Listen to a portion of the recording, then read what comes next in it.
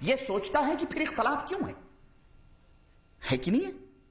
بھئی اب سب مانتے ہیں، سارے مولوی اس بات کے دعوے دار ہیں، تو کسی آپ کو کبھی توفیق ہوئی کہ مولوی صاحب سے پوچھیں کہ مولوی صاحب پھر اختلاف کیوں ہے؟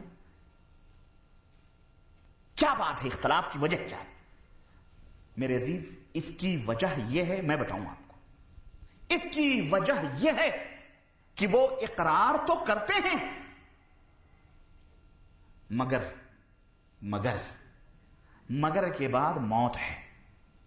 ہاں، اس مگر کے بعد ہٹ دھرمی ہے، اس مگر کے بعد جہالت ہے، اس مگر کے بعد نادانی ہے، اور اس مگر کے بعد عقل و خرد کا ماتم ہے۔ مگر بہت ساری باتیں اس کے بعد آتی ہیں، ہم قرآن و حدیث کو نہیں سمجھ سکتے، مگر یہ اتنے بڑے بڑے علماء نے ہمیں فرمایا ہے، مگر یہ امت کا اجماع ہے کہ یہ امام ہیں، مگر یہ اللہ کے بڑے ہی، ان کی کتابیں اللہ کے رسول کے دربار میں پڑھی گئیں، اللہ کے نبی نے پسند فرمائی ہیں، مگر اس لیے یعنی مگر کے بعد یہ تمام ہے۔ مگر یہ ہے کہ ان اماموں کے اوپر بھی ایمان لانا ضروری ہے، اور ان میں سے کسی ایک کے مسلک کو اپنانا بے حد ضروری ہے، یہ فرض ہے، واجب ہے۔ آئیے ذرا دو تین باتیں یہاں میں ٹھہر کر کے آپ کو بتلاتا چلوں۔ ان اماموں کے اوپر ایمان لانا، ان کی باتوں کے اوپر عمل کرنا، یہ ذرا سمجھنے کی چیز ہے۔ ان اماموں کی باتوں کے اوپر ایمان لانا یعنی ان کی جو رائے ہے، ان کا جو قیاس ہے، بھائی ظاہر قرآن کی بات تو مسلم ہے نا، احادیث کی بات بھی کیا ہے؟ مسلم۔ اب اس کے بعد تو قیاس ہے اور رائے ہے آدمی کی، ہے نا؟ تو ان اماموں کی جو رائے ہے، ان کا جو قیاس ہے، ان رائے اور قیاس پر چلنا یہ بھی ضروری ہے۔ لیکن ایک سوال یہ پیدا ہوتا ہے کہ بھائی ان اماموں کی رائے اور ان کی جو قیاس، ان کی جو سوچ اور سمجھ ہے، اس کے اوپر بھی چلنا ضروری ہے، یہ کس نے بتلایا؟ سوال ہے کہ نہیں بھائی؟ کس نے کہا کہ ان اماموں کی رائے اور ان کے قیاس پر عمل کرنا واجب ہے؟ یا کسی ایک کی رائے اور اس کے خیال اور اس کے قیاس کو ماننا، اس کے اوپر عمل کرنا ضروری ہے؟ اگر کوئی عمل نہیں کرے گا تو قرآن و حدیث پہ بھلے عمل کرے، وہ بد مذہب ہے، وہ بد دین ہے، وہ گمراہ ہے، وہ جہنمی ہے، وہ دوزخی ہے کہ نہیں؟ سوال ہے کس نے کہی یہ بات؟ اللہ نے فرمائی؟ لا۔ جواب ملے گا نہیں، جواب ملے گا نہیں۔ رسول اللہ صلی اللہ علیہ وسلم نے فرمائی؟ نہیں۔ کیوں؟ یہ بیچارے تو بہت، نبی صلی اللہ علیہ وسلم کے بعد یہ تمام سب کی پیداوار ہے نا۔ صحابہ نے فرمایا؟ نہیں۔ کسی تابعی نے یہ بات کہی؟ نہیں۔ کسی، چلیں اب ائمہ ہی کا دور آتا ہے، تابعی کے بعد تبع تابعی نہیں، وہ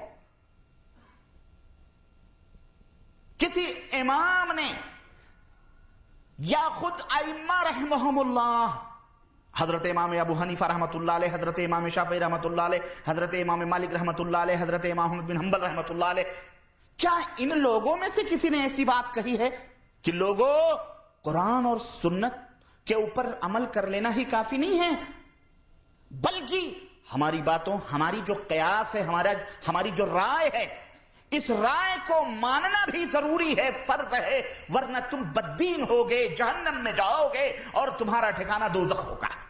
کیا ان ائمہ رحمہم اللہ نے فرمایا؟ ہاں، ہے نا؟ سوال یہ سمجھنے کی چیز ہے نا۔ میں سمجھتا ہوں واللہ تمام باتوں کا نچوڑ یہی ہے، اگر اس کو سمجھ گئے تو بات ہی ختم ہے، اگر نہیں سمجھے تو پھر گئے۔ بھائی اللہ نے، اللہ کی بات ماننی ہے، یہ ہم کو کیسے پتا چلا؟ یہ ہمیں خود اللہ نے بتلایا ہے، اور اللہ کے حبیب حضرت محمد الرسول اللہ صلی اللہ علیہ وسلم نے بتلایا ہے کہ نہیں؟ کہ اللہ ایک ہے، اللہ کی بات کو مانو۔ ہمیں کیسے معلوم ہوا؟ یہ اللہ نے بتلایا ہے، اللہ نے خود بتلایا ہے کہ میری بات مانو، اور اللہ کے نبی نے بھی گواہی دی ہے، بتلایا کہ ان کی بات، اللہ کی بات کو مانو، اور یہ بھی بتلایا ہے کہ مانو گے تو جنت میں جاؤ گے، نہیں مانو گے تو، یہ تو کنفرم ہے نا۔ اسی طرح سے خود رسول اللہ صلی اللہ علیہ وسلم کی جو باتیں ہیں، خود رسول کی باتوں کی ماننے کی گواہی اللہ نے بھی دی ہے، اور خود رسول اللہ صلی اللہ علیہ وسلم نے بھی فرمایا ہے کہ میری مانو گے تو جنت میں جاؤ گے، میری نہیں مانو گے تو جہنم میں جاؤ گے۔ اللہ رسول نے ایک دوسرے کی باتوں میں خود حکم دیا ہے، فرمایا ہے، اور آیات پڑھنے کی ضرورت نہیں ہے۔ چنانچہ چند آیتیں میں آپ کو بتلاؤں۔ اللہ رب العزت نے فرمایا اطیعوا اللہ واطیعوا الرسول، اے لوگو اللہ کی اطاعت کرو اور رسول کی اطاعت کرو۔ اللہ نے ایک جگہ ارشاد فرمایا واعتصموا بحبل اللہ جميعا ولا تفرقوا، اے لوگو اللہ کی رسی کو مضبوطی کے ساتھ پکڑ لو اور ٹکڑے ٹکڑے نہ بنو۔ تو پہلی آیت میں تو اللہ نے فرمایا میری بھی اطاعت کرو اور میرے رسول کی بھی اطاعت کرو، یعنی اللہ نے خود کا بھی خود کے فرمان کے اوپر عمل کرنے کا حکم دیا اور رسول کے بھی فرمان پہ عمل کرنے کا حکم دیا۔ اسی طرح اللہ کے نبی صلی اللہ علیہ وسلم کیا فرماتے ہیں؟ ظاہر ہے وہ تو آئے ہی تھے اللہ کا پیغام سنانے کے لیے، تو جو یہ پیغام لا رہا ہے وہ خود گواہی دے رہا ہے اے میری امت کے لوگوں اللہ کی اطاعت اور پیروی کرو، اللہ کی فرما برداری کرو۔ تو نبی کیا فرما رہے ہیں؟ نبی کہہ رہے ہیں من احب سنتی فقد احبنی کان معی فی الجنہ، جو میری حدیثوں کو میری سنتوں سے محبت کرتا ہے، جو میری سنتوں سے پیار کرے گا تو در حقیقت اس نے میری سنتوں سے پیار کیا ہے، تو اس نے در حقیقت مجھ سے پیار کیا ہے۔ میری طریقوں کو اپنانے والا در حقیقت مجھ سے محبت کرتا ہے، اور جو مجھ سے محبت کرتا ہے کان معی فی الجنہ، وہ میرے ساتھ جنت میں ہوگا، ہے کہ نہیں؟ وہ میرے ساتھ جنت میں ہوگا۔ اللہ کے نبی صلی اللہ علیہ وسلم نے فرمایا من اطاعنی دخل الجنہ ومن ابا، قیل ومن ابا یا رسول اللہ، اللہ کے نبی نے فرمایا کہ جس نے میری اطاعت کی وہ جنت میں جائے گا۔ اللہ کے نبی فرماتے ہیں کہ کل امتی یدخلون الجنہ الا من ابا، میری امت کا ایک ایک آدمی جنت میں داخل ہوگا مگر وہ شخص جو میرا انکار کرے۔ قیل ومن اباک یا رسول اللہ، من اباک یا رسول اللہ، اے اللہ کے نبی آپ کا انکار کون کرے گا؟ کیسے ہوگا آپ کا انکار؟ تو اللہ کے نبی نے فرمایا من اطاعنی دخل الجنہ، جو میری اطاعت اور پیروی کرے گا وہ جنت میں جائے گا۔ ومن عصانی فقد ابا، جس نے میرے باتوں کی نافرمانی کی گویا اس نے میرا انکار ہی کر دیا۔ اللہ اکبر۔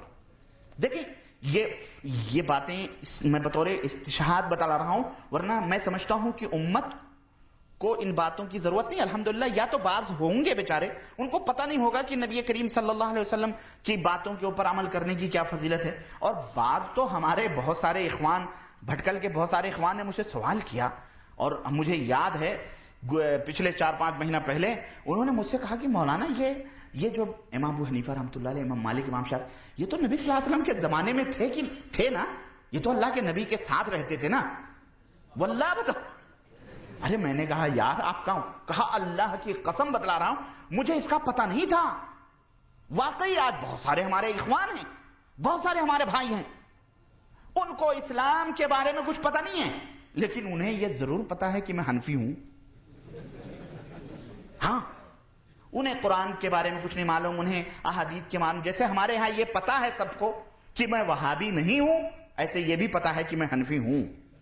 واللہ بتا رہا ہوں، مولویوں نے انہیں نماز کا طریقہ نہیں بتایا، وضو کا سلیقہ کچھ نہیں بتلایا، اور جو بتلایا بھی وہ کتابیں لکھی، کیا حنفی نماز کا طریقہ، شافعی نماز کا طریقہ ہے نا، آج اس طرح کی کتابیں لکھی گئیں، سچی نماز۔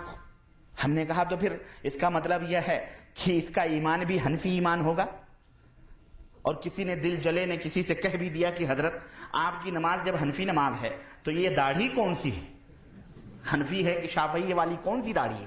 وہ غصہ ہو گئے، کہنے لگے آپ کیا کر رہے ہیں؟ کہنے لگے بھائی آپ نے جب فرض نماز بانٹ لیا تو پھر داڑھی بھی آپ کی کیا نام رکھے ہیں آپ اس کا، جب آپ خود بھی حنفی، تو اس کا مطلب آپ کی داڑھی بھی حنفی والی ہے، حنفی ہے۔